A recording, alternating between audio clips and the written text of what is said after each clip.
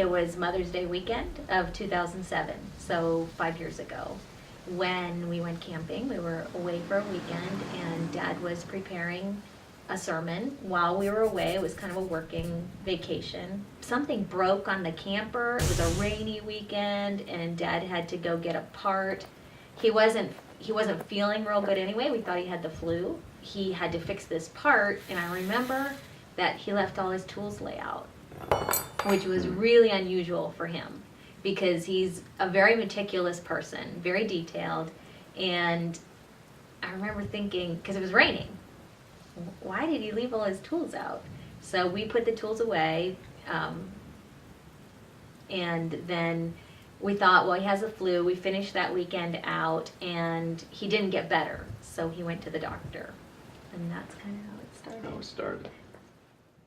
My name is James Yoder, and I've been diagnosed with limbic encephalitis.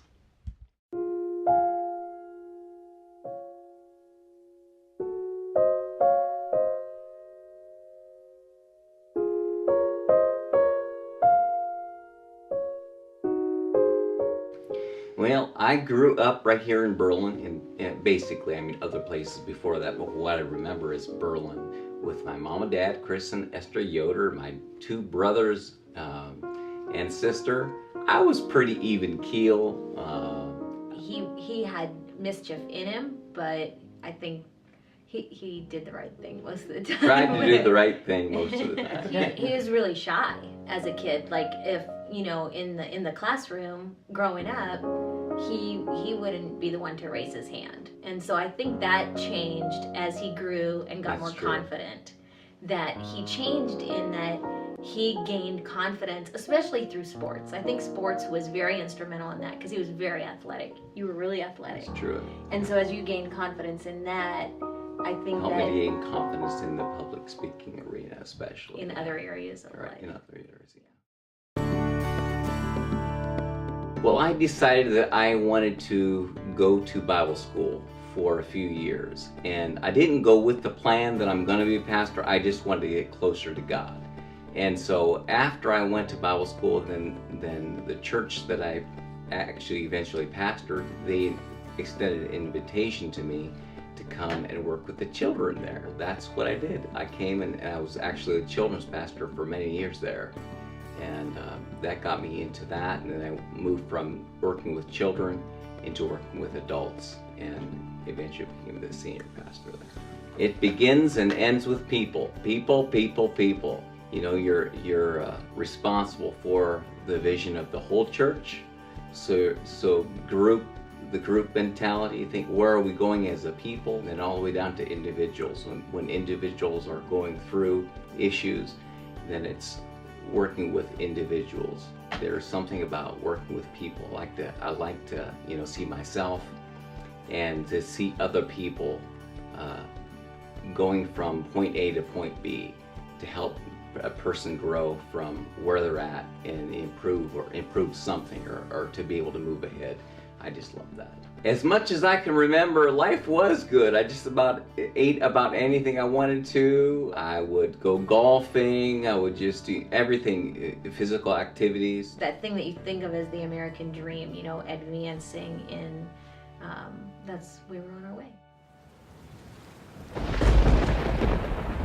We were on our way, and that's kind of how it started. I just wanted to get closer to God. Mother's Day weekend, 5 years ago. And that's kind of how it started. His earliest symptoms were flu-like, but then he would get really hot, and then he would feel really cold. And so it was like and they would come and go. But really the symptoms started in slower like that, maybe achy, and that's why we thought it was the flu. Like I said, James went to see the doctor pretty much right away because he wasn't getting better, and I think they put him on antibiotics for like a 2-week period, and then he still wasn't better. The doctor sent him for a CAT scan. We found out that he had a brain tumor. We were so thankful to the doctor that he really caught on fast. We didn't know what kind of a brain tumor it was. He also had a pituitary tumor that they found like within the next couple weeks. So his endocrine system was being affected, thyroid issues and the whole endocrine system, the vertigo and the vomiting and the dizziness and the eyesight. His eyesight was affected. So in 2008, they went in, did a biopsy, found out it was a very low grade ganglioglioma, which is the lowest grade you can have. They said it was a childhood tumor, but it was also the type of tumor and in the position that it was at the time. They told us 1 out of 30 people in the world had his kind of tumor where it was, that tumor in that position, and it was inoperable. I guess the easiest way to put it is I didn't really know what to do, like, with myself. Like, I didn't really know how to react, because we hadn't really, we didn't experience that before. We didn't know what to do, or I didn't know what to do. I know I was sad and that I didn't want that to, happen to Dad, because I knew it meant changing everything that he's experienced in life so far. I felt like it was very unjust. I didn't feel like it was right at all, because, Dad, the person that he is, and how, kind and how good of a person he is, I felt like, why does something like this have to happen to a guy like this, to our dad? It shouldn't happen to someone like that. After he started to improve and was back at work full time, or as much as he could, then in 2010 is when his brain infection happened, and that's what took his memory away. It was a completely separate issue that within a couple months' time he went from hey, I'm forgetting some things, to full-blown encephalitis, which is a brain infection that he was hospitalized for 8 days in February of 2010, and he completely was blank. Like, when he would wake up, when he would be at the hospital, he would wake up, and what happened is the infection went into his hippocampus and like erased his memory. I do remember being at the Cleveland Clinic and having every morning to wake up and have to look at my bracelet to see where I was, because I didn't know where I was at. Well, on one hand, some of it was not hard because I knew that I couldn't continue. Because the role of being a pastor takes so much in the way of memory. Even remembering people's names, just simple stuff like that. To what are we doing? So some of those things weren't hard because I just couldn't remember what needed to be remembered. So I knew I needed to make a change. And so emotionally, I would say yes, that was and still is to some degree very much a challenge, because I think for all of us, we get our identity from what we do. And I think that for me, in going through what I've gone through, I see how important it is that while that's important, what we do is important, who I am comes first. Who I am comes before what I do.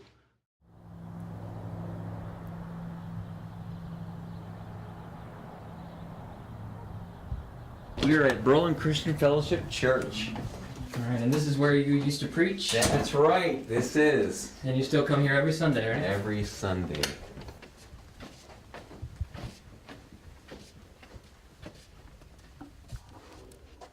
All right.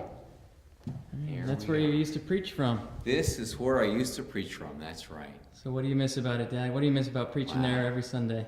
One of the things I miss is just simply looking in the people's faces, but also, most of all, delivering the message, having prepared all week long and getting a message from the Lord and delivering that message to the people, basically connecting the people with God. And I miss that the most. That's what you miss? Yeah. There is love flowing from the Father's heart. Well, James was on staff as the children's pastor when I came to BCF 11 years ago, and he had an office right across the hall from mine.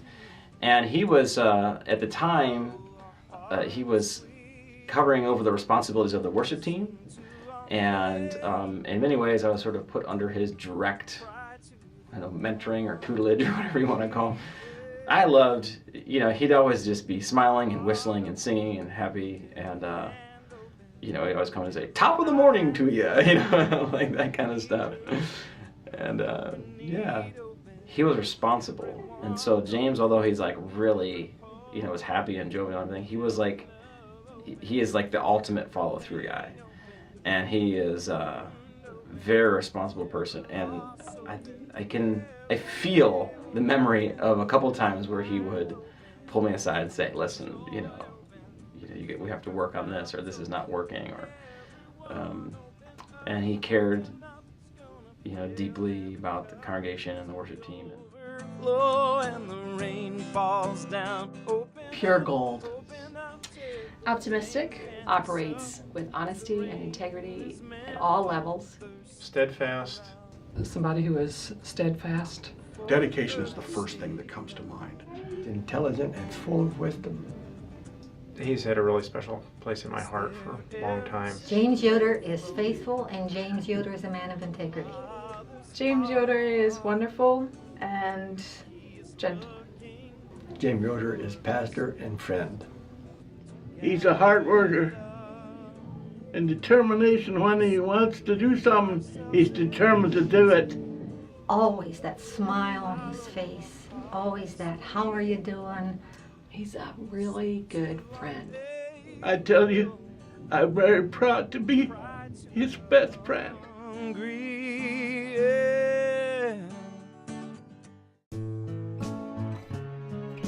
Well, I've always thought in my mind and said, I will give my best today, whatever that is. Some days, what do? Some days, I just almost can't do anything because of everything that's going on. But then, if it's a day where we do something like laundry, I'll start the laundry. And usually then, sometime in the forenoon, I'll need to lay down to hold my head still. Because of, again, things that I'm dealing with, I just need to hold my head still, or I need to actually sleep. And that usually goes to about noon. And then I usually see my wife around noon, something like that. Or again, at lunchtime, if it's having lunch with someone, meeting someone. Take care of the dog. Pluto has become my little friend. But as long as I can do most things if I'm careful to watch. My body's kind of telling me, okay, I need to rest. So if I listen to that, I like to press the edge as much as I can, as far as things that I'm doing, and do as much as I can each day. So, there's nothing like needing to sit in the chair. I'm not tired. Okay, some days I'm not tired, but I have to hold my head still. So I can't. It's not like I can read. It's not that even I can watch something on TV. It's that I just have to hold still. It's not like I can hold a conversation with someone. I just have to hold my head still. And that's frustrating. It is frustrating. And so there are sometimes it's overwhelming, where it's like trying to figure out, what did I do to make this, make me have to sit still? Did I eat something? Did I move around too much? Did I do this? Did I do that? And sometimes there's just no answers, but yeah, there are times it's just overwhelming and frustrating. But I know that tomorrow's coming, and tomorrow's another day. And so sometimes, okay, I just decide, okay, I'm gonna sit still, just do what I need to do, take care of yourself, but tomorrow's another day. And so that's kind of how I've just always looked at it. So. What I can see is that who James is has not changed with the things he's going through. He's still the same man that you can trust. He's still the same man that loves God and wants to point people to Jesus.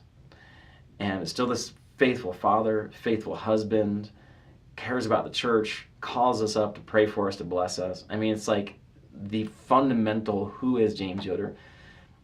No disease or whatever has changed that. Well, about Dad, I learned that he's very strong.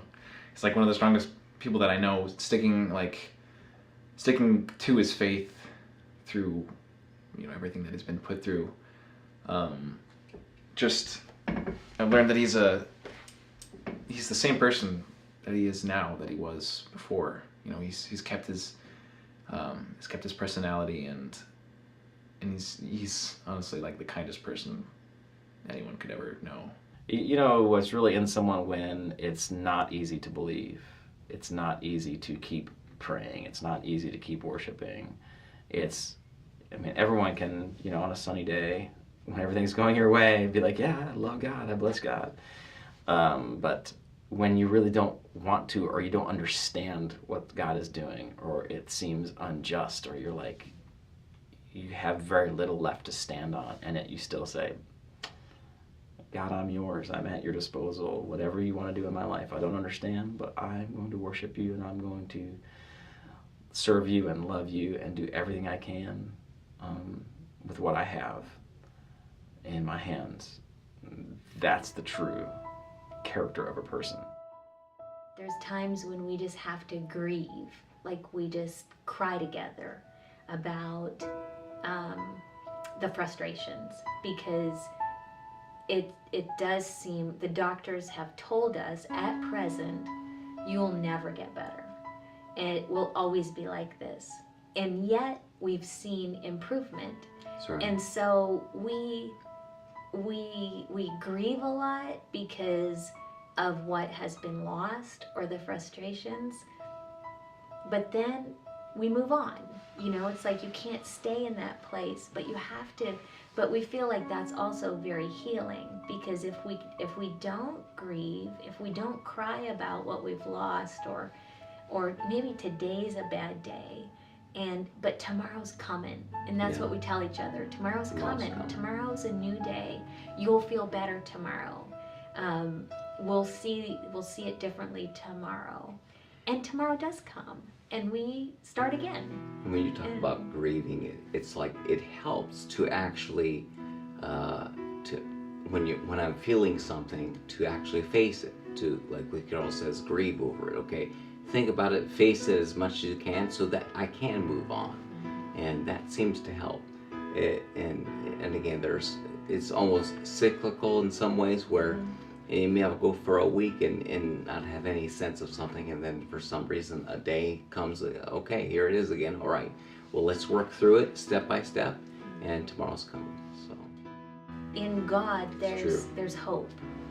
In God, there's a verse that says, with man this is impossible, but with God all things are possible. And so when the doctors say there's no hope, we know there's still hope, because even though with doctors there might not be any hope, still with God all things are possible. it does kind of begin and end in that with, we love God. I believe Him. I don't understand everything, but I trust Him. I trust Him. And I think of that scripture in 1 Corinthians 13, where it says, and these three remain: faith, hope, and love. And these three things remain in me. He's definitely, I don't know how people do it without God, because in Him there's hope. In Him there's tomorrow. In Him there's a future. So that's what keeps us going. It helps me, that kind of hope helps me to focus on what I can do instead of what I can't do. Because the list could be that long of, well, I can't do this, that, and the other. But I try to each day focus on what I can do. Well, I can do this today, or I can do this in this hour or this moment, and to focus on that, and that helps me to continue to move forward.